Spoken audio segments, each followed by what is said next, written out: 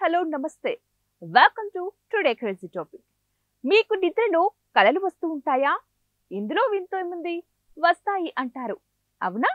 ఆ కలలో మీరు బిలియన్ డాలర్స్ కోట్లకు అధిపతి అయినట్టు కల వచ్చిందా? భలేవారే, ప్రతి మనిషి కోరుకునేది ఇలాంటి కల రావాలనే. ఇప్పుడేంటో ఈ సోదంతా, విషయం చెప్పండి అంటున్నారా?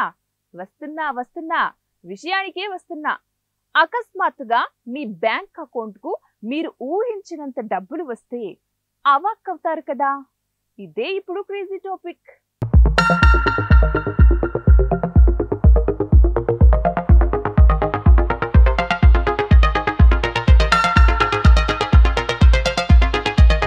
ఈ భూమి మీద జీవించే ప్రతి మనిషికి తాను ఒక కోటీశ్వరుడు కావాలని కలలు కంటూ ఉంటారు.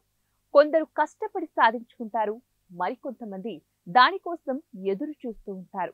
కానీ తంతే గారెల బుట్టలో పడ్డట్టు ఈ మధ్య కాలంలో కొందరి అకౌంట్లలో రాత్రి పడుకుని ఉదయం లేచేసరికి కోట్లలో డబ్బులు పడ్డట్టు మెసేజ్లు వచ్చాయి.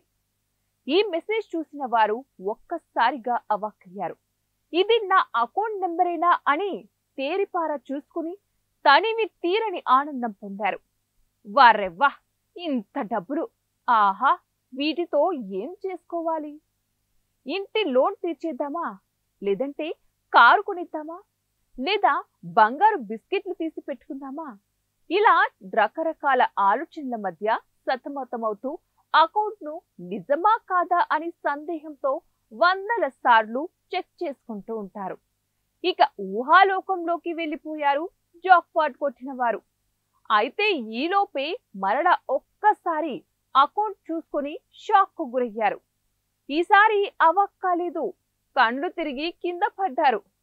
విషయం ఏంటంటే, ఎంత ఫాస్ట్ గా అమౌంట్ వచ్చిందో అంతే ఫాస్ట్ గా మాయమైపోయింది. ఇదిలా ఉంటే ఈ అమ్మడికి ఒకసారి ఇట్టాగే అనుకోకుండా తన అకౌంట్ కు కోట్ల రూపాయలు వచ్చేసింది. ఎక్కడి నుంచి వచ్చింది, ఎలా వచ్చింది అని ఏమీ ఆలోచించకుండా వెంటనే షాపింగ్ చేసింది. దాదాపు సగం డబ్బులు ఖర్చు పెట్టింది.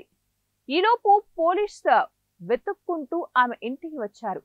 తన బ్యాంక్ అకౌంట్ నెంబర్ను చూపించమని, ఆ అకౌంట్ కు బిలియన్ డాలర్స్ వచ్చాయని, అది బ్యాంక్ టు బ్యాంక్ ట్రాన్సాక్షన్ లో జరిగిన పొరపాటని చెప్పారు.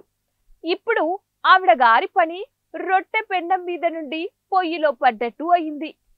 పోలీసు ఆ అకౌంట్ నుండి వాడుకున్న డబ్బులు కట్టమని ఒత్తిడి చేశారు. క్షణకాలం ఆనందం నీటి బుడగలా మారింది.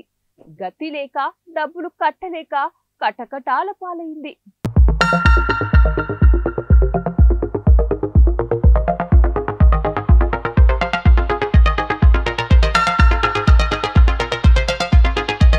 నిజంగా కలలాగా జరిగిపోయింది కదా.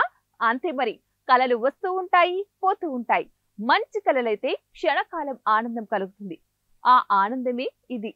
సో ఇప్పటి నుంచి మీ మొబైల్కి వచ్చే మెసేజ్ లైట్ గా తీసుకోకండి.